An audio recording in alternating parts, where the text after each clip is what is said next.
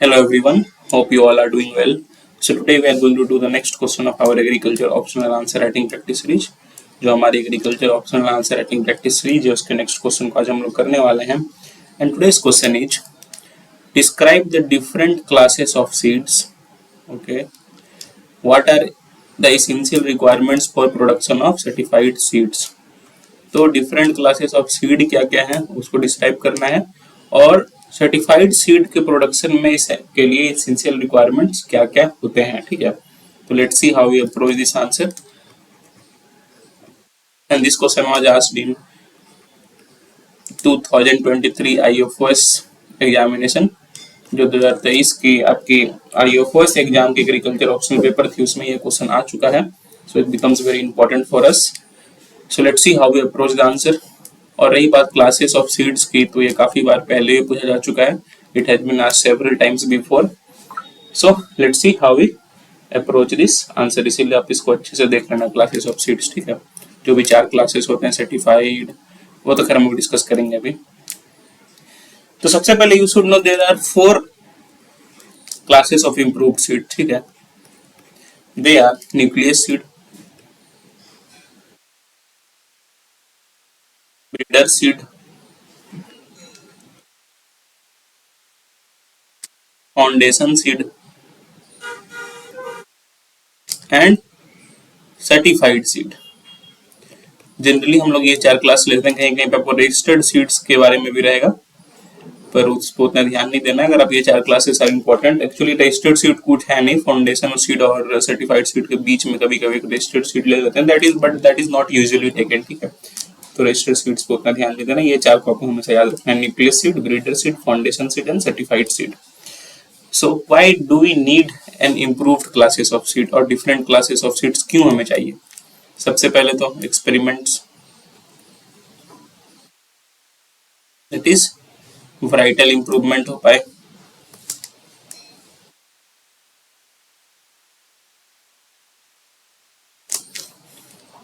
क्यों हमें improved classes चाहिए? ताकि हमारा germination अच्छा हो.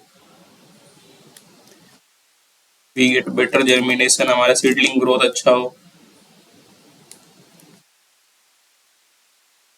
अब seedling growth is up to the mark. हमारा प्रोड्यूस अच्छा हो, क्रॉप स्टैंड हायर हो, higher crop stand. So that is why we need improved seeds. Okay, and different classes for varietal improvements, various experiments, variety research. So let's see different classes of seed. तो generally seeds को जैसे मैं 4 classes में divide किया गया. ठीक है, nucleus seed, आपको काफी अच्छे से यहाँ समझा देता हूँ मैं. Second part is breeder seed. Third part is foundation seed and fourth part is certified seed. तो ये 4 क्लासेस में सीड्स को डिवाइड करेंगे. अब चारों के बारे में देखो, यहाँ सिंपल समझ लो. जो न्यूक्लियस सीड होता है, it is known as initial seed. ठीक है, what is this? This is initial seed. That is यहीं से इनिशिएट होता है इंप्रूवमेंट होना. ठीक है, और अगर आप न्यूक्लियस सीड की बात करो तो it is genetically and physically 100% pure. अगर जेनेटिक प्योरिटी की बात करें तो इट इज 100% जेनेटिकली प्योर. और वहीं अगर इसकी फिजिकल प्योरिटी की बात की जाए तो it is also 100% physically pure. That is genetically and phenotypically both 100% pure. Genetically and physically 100% pure. और इस सीड के लिए देखो एक पॉइंट यहाँ हो गया, ये ध्यान रखो. और यहाँ पे क्या हो रहा है, इसके लिए कोई सर्टिफिकेशन की जरूरत हमें नहीं है. ठीक है, no seed certification is required for production of nucleus seed. Production, selling, जो भी बोलो, इसके लिए कोई सर्टिफिकेशन की यहाँ पे जरूरत नहीं होती. क्यों जरूरत नहीं होती है? Because it is not meant for general distribution.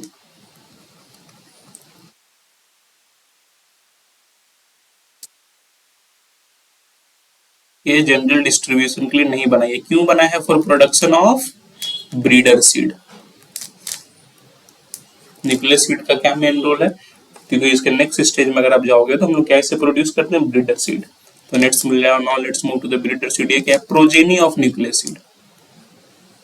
इसका प्रोजेनी है न्यूक्लियस सीड का। अगर इसके आप जेनेटिक प्योरिटी की बात करें तो ये भी जेनेटिकली 100% प्योर होता है and physically it also it is 100% pure. यहाँ पे भी आपको कोई सर्टिफिकेशन की जरूरत नहीं होती है, नो सर्टिफिकेशन रिक्वायर्ड। बट यहाँ पे क्या होता है, क्योंकि आप सीड प्लॉट या ब्रीडिंग की ऑब्जेक्टिव्स आ जाती हैं, तो यहाँ पे हालांकि कोई सर्टिफिकेशन की जरूरत नहीं है, पर एक मॉनिटरिंग की जरूरत होती है। जैसे सीड प्लॉट सबका इंस्पेक्शन होता है,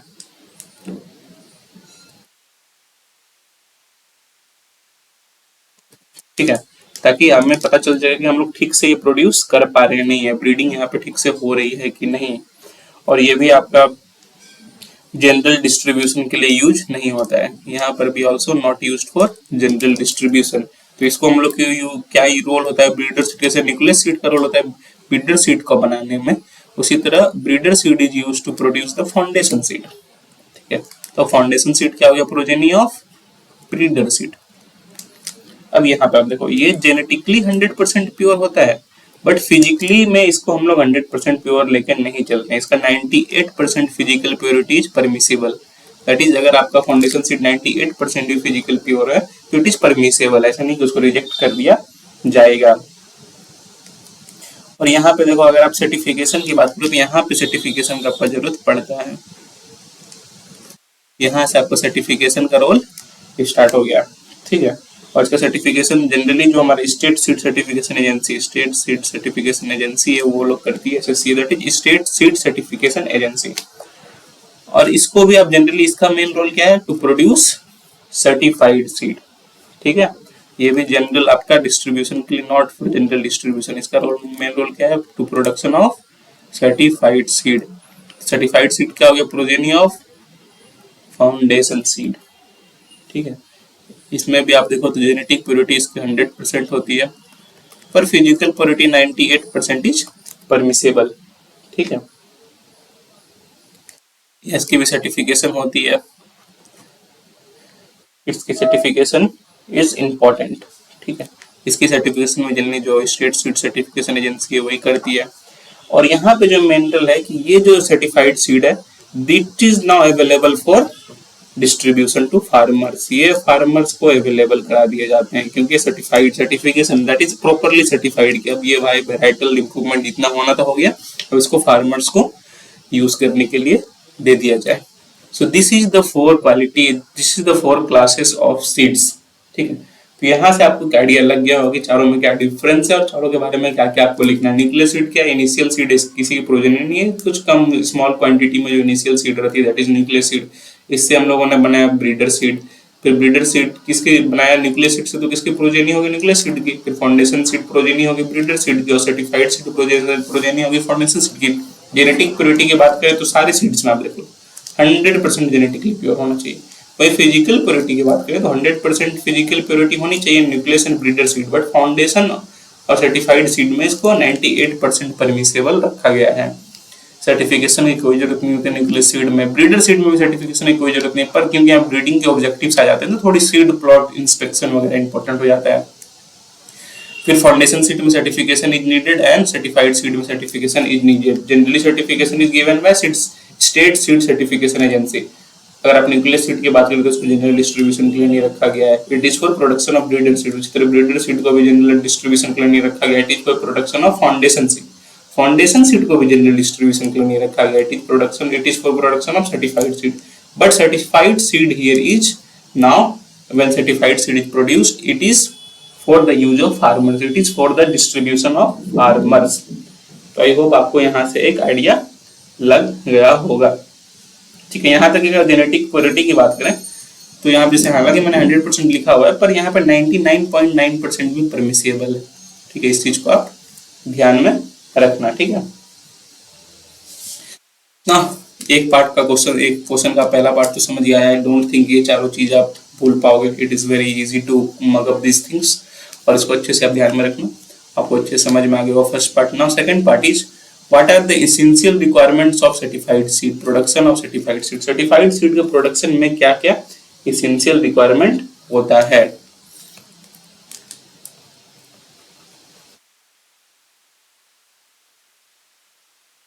सर्टिफाइड सीड्स, तो जनरली हमने देखा कि यहाँ पे क्या जेनेटिक प्योरिटी होनी चाहिए हमारी around 100%, that is at least 99.99%, 99.9%, but generally हम 100% लेके चलते हैं। और फिजिकल प्योरिटी यहाँ पे कितना परमिसिबल है, 98% की।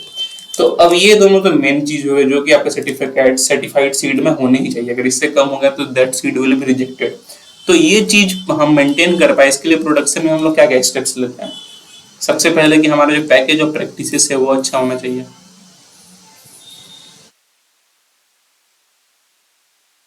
Package of practices that is sowing time हमारा सीड्स का क्या है, दैट शुड बी एक्यूरेट, ठीक है। स्पेसिंग हमारे सीड्स की अच्छी नॉर्मल होनी चाहिए, that should be also good.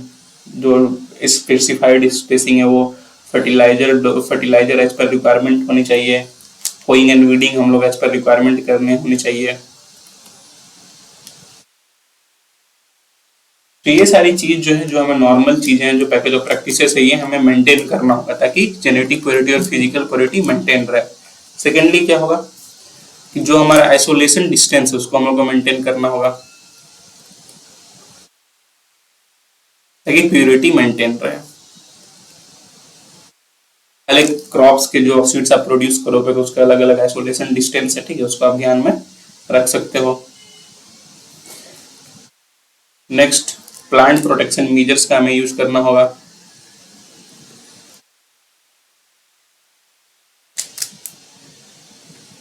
so that our plant is protected from various insects and diseases। और उससे क्या होगा, जो भी हमारा प्रॉब्लम्स हो प्लांट में जिससे कि हमें इम्प्योरिटी हो सकती है वो चीज ना हो पाए। Next, ragging, that is removal of types. जो भी ऑफ टाइप्स प्रेजेंट है उसको हमें रिमूव करना होता है कि इससे रगिंग से क्या होता है कि जो हमारा फिजिकल प्योरिटी, रगिंग नहीं करोगे तो क्या physical purity will be less. लेकिन रगिंग में क्या होता है कि जो भी हम ऑफ टाइप्स को रिमूव कर देते हैं तो हमारा फिजिकल प्योरिटी मेंटेन होता है, ठीक है। अब क्या होता है, ये सारी चीजें आप तो मेंटेन कर रहे हो, लेकिन क्योंकि आपको सर्टिफाइड सीड में क्या चाहिए, सर्टिफिकेशन। उसके लिए क्या डिफरेंट टेस्ट्स होते हैं, फील्ड पे टेस्ट्स होते हैं काफी सारे, ऑन फील्ड टेस्ट होते हैं, फील्ड विजिट्स होते हैं बाय सर्टिफाइंग एजेंसी,